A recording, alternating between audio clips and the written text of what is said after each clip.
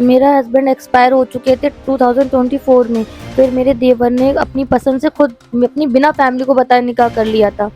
उसके बाद जब मैं प्रेग्नेंट हुई, इनकी फैमिली को पता चला तो मेरे ऊपर प्रेशर डाला गया कि बच्चा अब वो खत्म कर दूं मैं। बच्चा हो गया डिलीवर 3 अक्टूबर को, तो ये गायब हो गए। उसी टाइम से मुझे ब्लॉक कर दिया। मैंने हर जगह, कोई रास्ता नहीं बचा जहाँ मैं गई नहीं। मैंने लोगों से रिक्वेस्ट नहीं करी। मैं बस अल्फाज नहीं है। मैं कैसे अपना दर्द बयान करूं। मुझे रातों को नींद नहीं, पूरी पूरी रात सोती रही हूँ।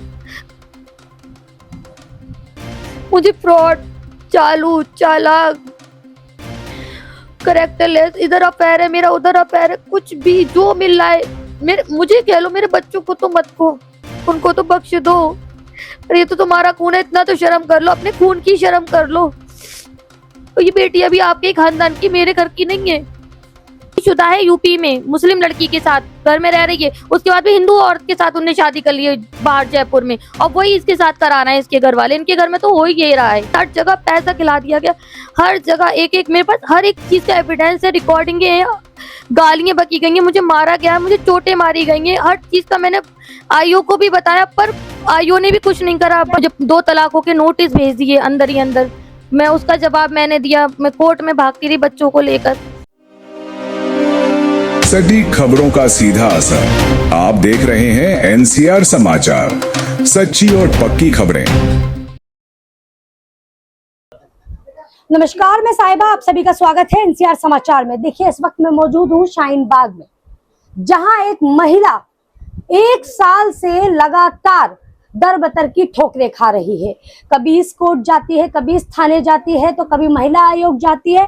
लगातार वो पेपर आपको मेरे पीछे दिखाई दे रहे होंगे, ये हजारों की तादाद में पेपर की रद्दियां आपको दिखाई देंगी उस थैले में, उधर उधर। लेकिन अभी तक इस महिला के लिए कोई कार्रवाई नहीं हुई। महिला चाहती है कि मेरे पति को बुलाएं, एक बार बात करें। दरअसल मामला क्या है वो मैं आपको पूरा बताने जा रही हूँ। मामला ये है कि पहले से शादीशुदा ये महिला, उसके बाद इनके पति का इंतकाल हो जाता है, फिर इनके ही देवर इनसे शादी कर लेते हैं, और जैसे ही वो प्रेग्नेंट होती है उसके बाद वो अपना रंग रूप दिखाने लगते हैं। वो कहते हैं कि नहीं, मेरे परिवार वाले एक्सेप्ट नहीं करेंगे, बच्चा गिरा दो या होगा तो किसी को दे दो। लेकिन महिला ने बच्चे को रखा ये सोचकर कि शायद कहीं ना कहीं पिता का प्यार जग जाए बच्चा आने के बाद। जैसे ही बेटा पैदा होता है और पति रफू चक्कर हो जाता है। आज 10 महीने हो गए लेकिन पति का अता पता नहीं है। मजबूर होकर जगह जगह मीडिया में कॉल कर रही हैं, बात करने की कोशिश कर रही हैं, मदद मांग रही हैं, क्योंकि जिस तरीके से शाहीन बाग थाने की आईओ हैं वो मदद की जो बात करती हैं लेकिन मदद नहीं कर रही हैं। अब क्या पूरा मामला है मैं उनसे खुद जानूंगी। सदफ परवीन नाम है आपका? क्या नाम है आपका? मेरा नाम सदफ परवीन है। क्या पूरा मामला है, आप शुरू से बताएं।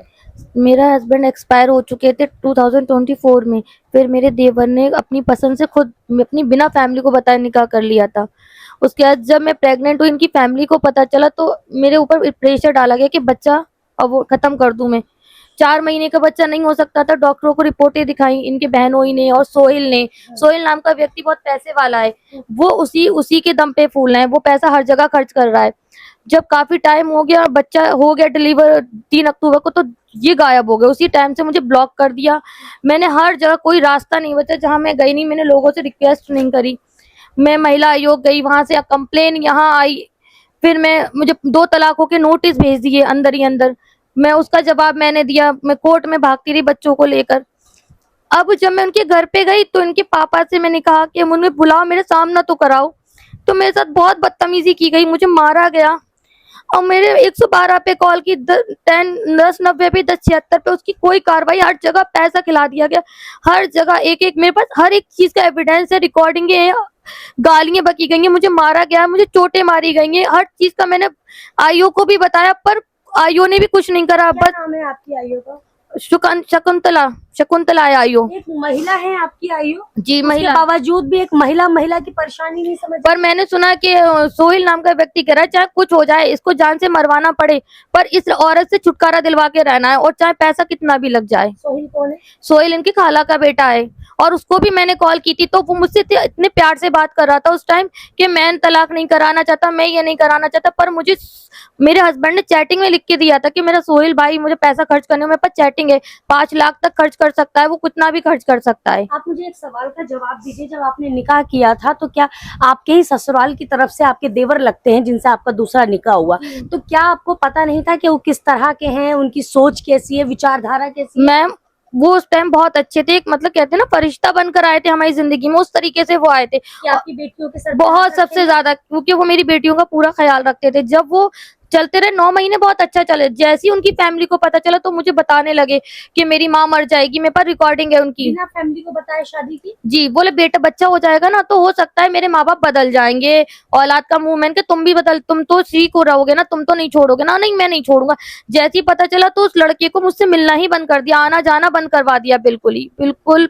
मुझे मैंने हर चीज रिकॉर्ड की, मैंने रिक्वेस्ट की हर जगह, मैंने यूपी से लेके यहाँ तक मैम एक एक की चीज के मैं सबूत दे रही हूँ, पर मुझे अफसोस इस बात का है कि मेरी सुन क्यों नहीं जा रही है।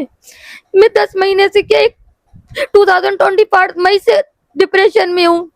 मेरा दिमाग काम नहीं करता है बिल्कुल भी, ना कि मुझे किसी काम में दिल लगता है। ये पेपर झूठ नहीं हो सकते, ये आपको पेपर हैं और आज ये रद्दी की तरह बिखरे हुए हैं, सिर्फ इनकी कीमत रद्दियों की तरह हो गई है। जहां महिलाओं के लिए कड़े कानून बने हैं, कई व्यवस्थाएं बनी हुई हैं, आज ये सिर्फ परिवार एनजीओ के भरोसे चल रहा है। लेकिन वो कानून आज कहाँ चले गए? लेकिन मेरे समझ में ये नहीं आता, जब कोई कानून का उल्लंघन करता है, कोई गलत कानून का सहारा लेता है तो कानून उनकी सहायता करता है। लेकिन आज ये मजलूम औरत है तो कानून कहाँ चला गया? शकुंतला जो शाहीन बाग की आईओ है, शाहीन बाग थाने से आईओ है इनकी, वो एक खुद महिला है, महिला होकर महिला की तकलीफ नहीं समझ पा रही है। धारा 85 भी लगी हुई है, धारा 85(3) भी लगी हुई है, धाराएं लगी हुई हैं, एफआईआर दर्ज है, तो उसके बाद कार्रवाई क्यों नहीं हो रही? सबसे बड़ी समस्या ये है। मैम मैंने शकुंतला मैम से पहली बार में कहा मैम बस मुझे एक बार मेरे हस्बैंड से मिलवा दीजिए, मैं भटक रही हूँ उनके लिए। मैं कहा आप बुलाएंगी ना, आपके फोन पे तो वो आएंगे ना? बोले जब आएंगे तो देखा जाएगा। मैंने आप बुला लीजिए, मैं चुपचाप फोन कर देना, मैं औरत के नाते मेरा ये काम कर देना। सुनिए, और अब मैं गई तो मुझसे लिखवा रही है सोहेल तुमसे कभी मिला था, सोहेल की माँ कभी मिली थी, सोहेल का भाई तुमसे कभी मिला? मैं कहा मुझसे मिले नहीं, मेरे हस्बैंड को टॉर्चर कराया, वो मेरे साथ रहते थे, जब उन्हें टॉर्चर किया जाता था वो मुझे बताते थे, मैं फोन पे होती थी बराबर में उनके साथ, हैंड फ्री करके सुन रही होती थी मैं। बोले फिर उनके बाप, उनका भैया कभी तुमसे मिला? मैंने कहा क्यों, वो तो मेरे घर के सदस्य, मतलब मैं क्यों झूठ लिखती? मैंने झूठ नहीं लिखा, तो वो झूठ, मैंने कहा आप ये क्यों लिखवा रही हो? बोले नहीं वो तो मुझे पूरा करना है ना। हाँ, तो मैंने कहा मैम इससे तो वो ये तो केस खत्म ही हो जाएगा। सच क्यों नहीं लिखवाते हैं? मेरे समझ में ये नहीं आता। दिल्ली पुलिस, ऐसे कितने क्राइम हैं जहां पर दिल्ली पुलिस खुद बोलती है। मैंने अभी कुछ दिन पहले मोलड़ बन की एक खबर की थी, तो आपने देखा होगा, परिवार का कहना था कि पिता से कहा जा रहा था कि आप ऐसा लिखें, ऐसा बताएं कि मेरे सामने मेरे बेटे को चाकू मारा गया है। ऐसा ही इस महिला के साथ हो रहा है। मतलब क्या लिखवाना चाहते हैं, कहना क्या चाहते हैं, या फिर कानून सिर्फ नाम का रह गया है, या कोई सहायता नहीं मिलेगी महिलाओं को? महिलाओं के लिए तो हजारों कानून बने हैं, महिलाओं की सुरक्षा के लिए सरकार ने नए नए कानून लिखे, उसके बावजूद तलाक के नोटिस आ जाते हैं, उसके बावजूद कोई कार्रवाई नहीं हो रही है। अब आप क्या चाह रही हैं? मैम मैं ये जानना चाहती हूँ, अगर 3 तलाक को मना करा गया है, मैं तो 1 साल से तलाक ही तलाक सुन रही हूँ, नोटिसों से अब नोटिस आने लगे। इतनी आसान है तलाक देना, किसी की लड़की की जिंदगी को खराब करके आओ, आए क्यों थे? नहीं आते जिंदगी में, वो भी तो एक औरत है ना जिससे ये पैदा है, उस औरत को आप इतना नीच और इतना गंदा कर रहे हो। मेरे कैरेक्टर पे उंगली, मेरे बेटे को हराम का बेटा, मैं ये वो बड़ा होके क्या सुनेगा, हराम का सुनेगा। मैं सिर्फ अपने बेटे के लिए भाग दौड़ कर रही थी, वो भी एक औरत थी, उन्हें भी सोचना चाहिए था इस मासूम का क्या होगा, ये बड़ा होके क्या इसको नाम मिलेगा, हराम का। खानदान के ही बच्चे थे और अब उसकी अंडरग्राउंड शादी कराने में लगा हुए हैं कि अरे केस तो चल ही रहा है, शादी तो करा देंगे अपनी जिंदगी। और ऑलरेडी इसका भाई शादीशुदा है यूपी में, मुस्लिम लड़की के साथ घर में रह रही है, उसके बाद भी हिंदू औरत के साथ उन्हें शादी कर ली है बाहर जयपुर में, और वही इसके साथ कराना है इसके घर वाले। इनके घर में तो हो ही ये रहा है।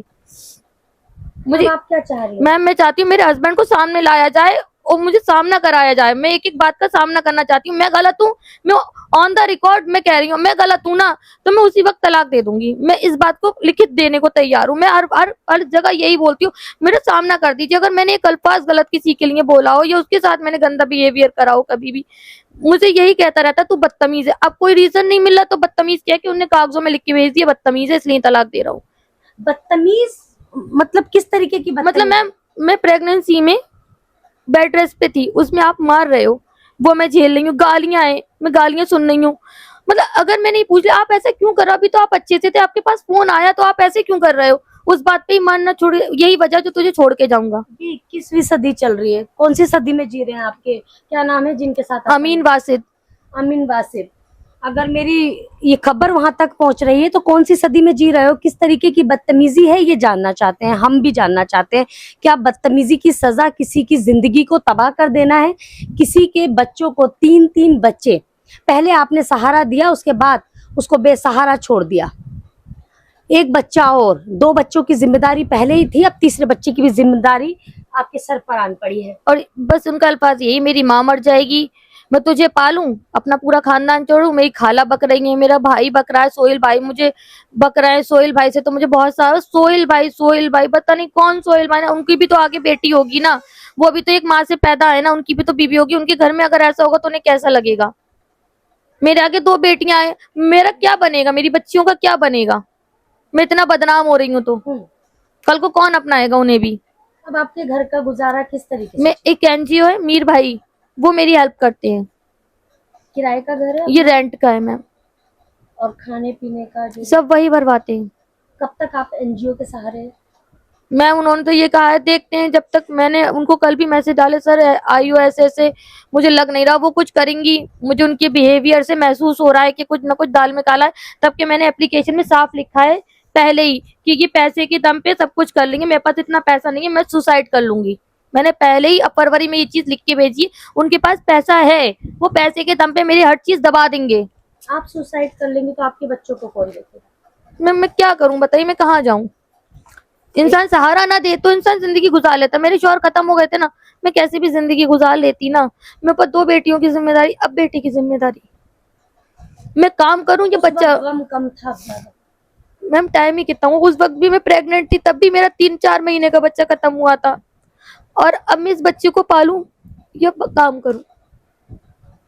और जो मेरी सेविंग थी ये ले गए, दिसंबर तक पैसे मांगे इन्होंने, इस दिसंबर तक। सेविंग में समझी नहीं पूरा बता। मेरे पास मैं पहले, बहुत पहले जॉब करती, जब मेरे हस्बैंड जिंदा थे, हम दोनों एक ही ऑफिस में थे, तो वो सेविंग थी मेरे हस्बैंड की और मेरी, वो मैंने इन्हें दे दी, लगभग 4.5 लाख मैंने। वो आपके दूसरे पति ने ले ली? जी जी, धीरे धीरे करके। इनकी पहली शादी खत्म हुई थी, वो भी उसमें इनको 4 लाख रुपया देना पड़ा था। इनकी नवंबर 17 में शादी थी, उससे पहले इन्होंने मुझसे निकाह कर लिया था, वो उन्होंने लिया था।